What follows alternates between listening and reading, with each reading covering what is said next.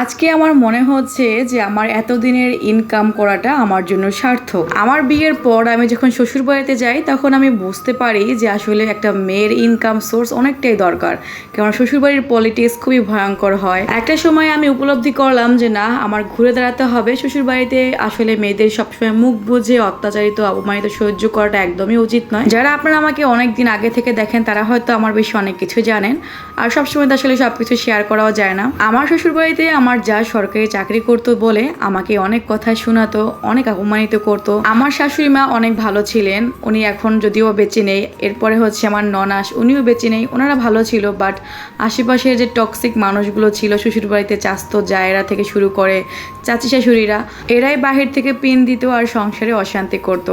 শ্বশুর বাড়িতে দেখবেন যে বউয়ের বাপের বাড়ির অবস্থা ভালো, সেই বউকে সবাই বেশি ভালোবাসে অন্য বউদের তুলনায়। আর আমার শ্বশুর বাড়িতে যেহেতু আমার যা সরকারি চাকরি করে, বউ রোজগার করে, বউ ঘরে টাকা ইনকাম করে আনছে, সে সাথে রেশন পাচ্ছে প্রতি মাসে, তো যার কারণে তার ভালোবাসাটা বরাবর বেশিই ছিল। কিন্তু খারাপ লাগতো ওই জায়গায় যখন আমাকে কটাক্ষ করে কথা শোনাতো। তো তারপরেই কিন্তু আমি ঘুরে দাঁড়ালাম, তাদের কথায় আমাকে ইন্সপায়ার জোগালো। আমার মনে হলো যে না, আমারও কিছু এবার করা উচিত। তো সেই জায়গা থেকেই আজকে আমি এই জায়গায় আপনারা আমাকে দেখতে পাচ্ছেন। যদি আমি তাদের কথা থেমে থাকতাম বা কষ্ট পেতাম, কান্না করতাম, তাহলে কখনো আমি আমার আজকের এই অবস্থানে আসতে পারতাম না। আর এখন আলহামদুলিল্লাহ আমি আমার জায়ের থেকেও প্রতি মাসে তার দ্বিগুণ ইনকাম করি, মাশাআল্লাহ। তো চলেন এখন আপনাদেরকে বলি যে আজকে আমার কেন মনে হলো যে আমার ইনকামটা আমার জন্য সার্থক হয়েছে। এই যে ফোনটা আপনারা দেখতে পাচ্ছেন, এই ফোনটা আমি কিনছি আমার নানুর জন্য। আমার নানু আমাকে ভীষণ ভালোবাসে, সে ছোট্টবেলা থেকে আমি নানুর কাছে থেকেছি, নানুর কাছে বড় হয়েছি। আর আমি যেহেতু বড় নাতি ছিলাম, তাই বরাবরই সবার ভালোবাসা আমি বেশি পেয়েছি। কিছুদিন আগে আমার বড় মামা মারা যায়, আর তারপর থেকে আমার নানু একদম ভেঙে পড়ে, সব সময় চিন্তা করতে থাকে আর কান্না করে। আমার নানুর মন অনেক নরম, তো সব সময় সে শুধু কান্না করে। আর আমার নানু আসলে, আমার নানু আর নানা ভাই একসাথে থাকে, তাদের সাথে আর কেউ থাকে না। তো নানা ভাই যখন বাসা থেকে বের হয়ে যায় তখন শুধুমাত্র সে চিন্তাই করে আর কান্নাই করে। তো এবার আমরা ভাবলাম যে এরকম যদি করতে থাকে তাহলে আমার নানু অসুস্থ হয়ে পড়বে। আমার নানু অফুকে এনে যে আমাদের কাছে রাখবো তারও উপায় নেই, কেননা নানু অফু আমাদের সাথে ঢাকা এসে থাকতে চায় না, তার গ্রাম ভালো লাগে, তারপরে সে শহরে এসে থাকতে পারে না।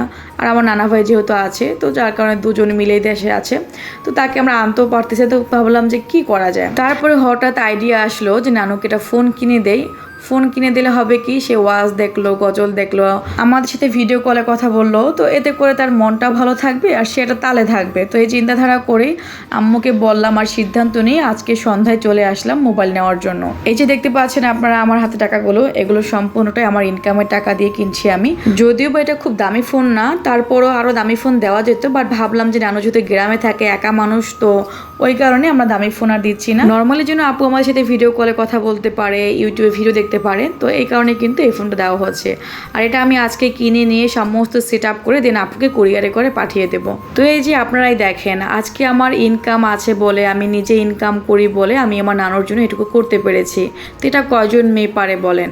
তো অবশ্যই নিজের প্রিয় মানুষটার জন্য যদি আপনি কিছু করতে যান, সেখানেও আপনার মানি লাগবে ভাই, টাকা ছাড়া কোনো কিছুই সম্ভব নয়। আমি আপনাদেরকে কেন সবসময় বলি যে একটা মেয়ের ইনকাম সোর্স থাকা খুবই গুরুত্বপূর্ণ। আমার বিয়ের পরে আমি এমনও সময় পার করেছি যে নিজের কাছের মানুষদের জন্য ছোট্ট কিছু একটা করতে যাব, বাট সেটার জন্য কিন্তু আমার সেই অ্যাবিলিটি ছিল না। এবার হাজব্যান্ডের থেকে কতক্ষণ চেয়ে নেওয়া যায় বলেন? প্রত্যেকটা বিষয়ের জন্য হাজব্যান্ডের থেকে হাত পেতে টাকা নেওয়া যায় না। কিন্তু এই যে দেখেন আপনারা, আজকে যখন আমি ফোনটা কিনছি, আজকে আমার হাজব্যান্ডের কাছ থেকে আমার টাকাও চাইতে হয়নি বা তার পারমিশনও নিতে হয়নি। তবে হ্যাঁ, তার থেকে আমি অবশ্যই পরামর্শ করে নিয়েছি, আর তাতে আমার হাজব্যান্ড একদমই আপত্তি করেনি। সে আরো খুশি হয়েছে, বলে যে না, নানুকে দাও, এটুকু করা উচিত। তো আপনি যখন ইনকাম করবেন তখন আপনার মন খুশি মতো আপনি যা ইচ্ছে তাই করতে পারেন। নিজের কোনো কিছু কিনতে ইচ্ছে করছে, নিজের কোনো কিছু খেতে ইচ্ছে করছে, সেটাই কিন্তু করা যায়। আচ্ছা, আমি আরও একটা কথা এখানে ক্লিয়ার করি। যখন আমি ভিডিওতে বলি যে নিজের ফেস না দেখিয়ে, ভয়েস না দিয়ে ইউটিউব থেকে ইনকাম করা যায়, তো অনেকেই হয় কি কৌতূহল জাগে, যেটাও কি সম্ভব? তো ভাই দেখেন, আমি এইখানে হচ্ছে একদম ওপেনলি বলতেছি, পুরো অনলাইনে এসে আমি কথাগুলো বলতেছি। এটা যদি মিথ্যা হতো তাহলে এভাবে তো কখনোই আমি বলতাম না এসে, তাই নয় কি? আর আপনারা নিজেরা তো একটু রিসার্চ করে দেখতে পারেন। আমার মুখের কথা যে বিশ্বাস করতে বলছি তা নয়। এখানে একটা মানুষ এসে মানে এভাবে মিথ্যা কথা বলতে পারে না যে আমি যা খুশি আমার মন মতো বানিয়ে বলে দেব। ইউটিউবের হচ্ছে সহজ বাক্য যে আপনার যদি ইউটিউবের সমস্ত গাইডলাইন ফলো করেন, নিয়ম লঙ্ঘন না করে কাজ করেন, তাহলে ইউটিউব থেকে ডলার ইনকাম করা একদম পানির মতো সহজ। এইখানে আমরা চাইলে নিজেদের মন মর্জি মতো একটা চ্যানেল খুলে ভিডিও আপলোড দিলেই আর্নিং করা যায় না, এটা বুঝতে হবে। এটাই হয়তো অনেকে বোঝে না। তো যারা কিনা আছে একদম নতুন শুরু থেকে শুরু করছে আছেন, কিছুই বোঝে না, তাদের জন্য যেমন আমাদের এই কোর্সটা, ঠিক তেমনি যারা এখানে দীর্ঘদিন ধরে কাজ করতেছেন, সফল হতে পারছেন না, ভিডিও দিচ্ছেন, সাবস্ক্রাইব পূর্ণ হচ্ছে না বা ইনকাম হচ্ছে না বা মনিটাইজ হচ্ছে না, তো তাদের জন্যও কিন্তু মূলত আমাদের এই কোর্সটা।